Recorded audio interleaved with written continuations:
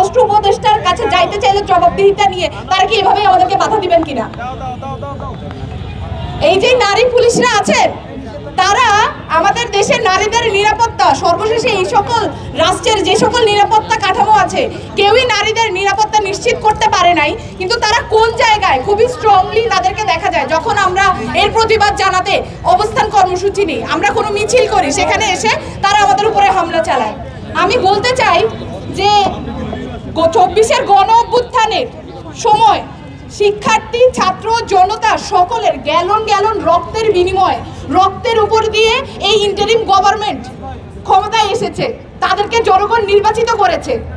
সেই জায়গায় আমরা দেখতে পাচ্ছি যে স্বরাষ্ট্র উপদেষ্টা এবং নারী ও শিশু বিষয়ক উপদেষ্টা শারমিন মুর্শিদের কথাও আমি বলতে চাই, তারা জনগণের সাথে প্রতারণা করছেন, তারা প্রতারক।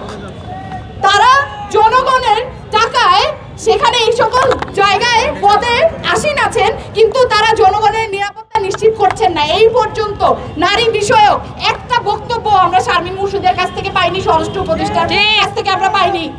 আমরা দেখেছি যে গণ অভ্যুত্থানের আগে বিভিন্ন সময়ে তারা বিভিন্ন মিছিলে হেঁটেছেন, এই শারমিন নারী উপদেষ্টা রয়েছেন ইন্টারিম গভর্নমেন্টে, কিন্তু আমরা দেখতে পাচ্ছি যে তারা এখন চুপ করে আছেন, তারা পুতুলের মতো ভূমিকা পালন করছেন।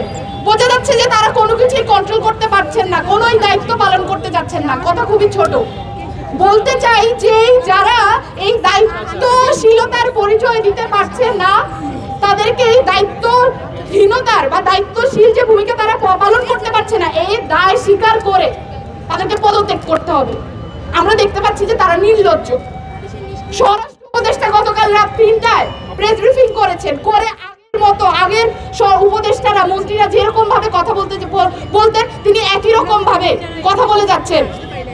সেই জায়গা থেকে আমরা বলতে চাই যে এই যে স্বরাষ্ট্র উপদেষ্টা এবং নারী ও শিশু বিষয়ক উপদেষ্টা আছে,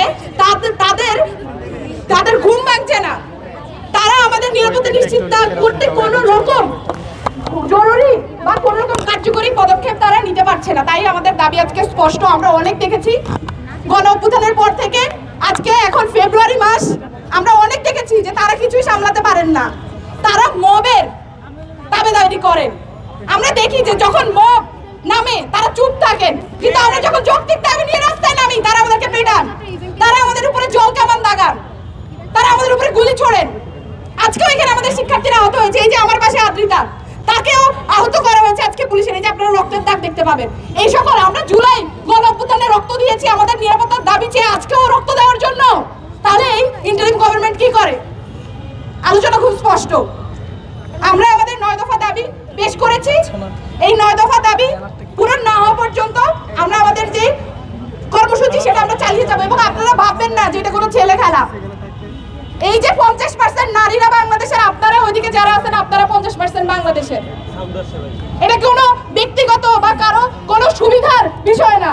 আপনারা এখানে যারা সাংবাদিকরাও রয়েছেন, আপনাদের ঘরেও যেই নারীরা রয়েছে তাদের নিরাপত্তা নিশ্চিত করাও এই সরকার করতে পারছে না। আপনারা ভেবে দেখবেন যে আমরা আসলে কিসের মধ্যে আছি। প্রতিনিয়ত আমাদেরকে নানান রকম সংগ্রামের মধ্যে দিয়ে যেতে হচ্ছে। তাহলে তারা এখানের মধ্যে বসে আছেন কেন? শুধু আমাদের সাথে প্রতারণা করার জন্য, সরকারি কোষাগার থেকে টাকা নেওয়ার জন্য।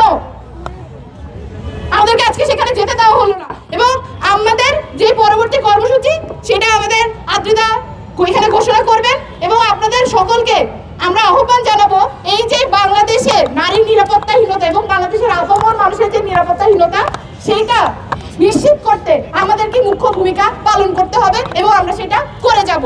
এবং সেটা আমরা এই সকল আমাদের যে দাবিগুলো রয়েছে সেগুলোর মাধ্যমে আমরা নিশ্চিত করে ছাড়বো।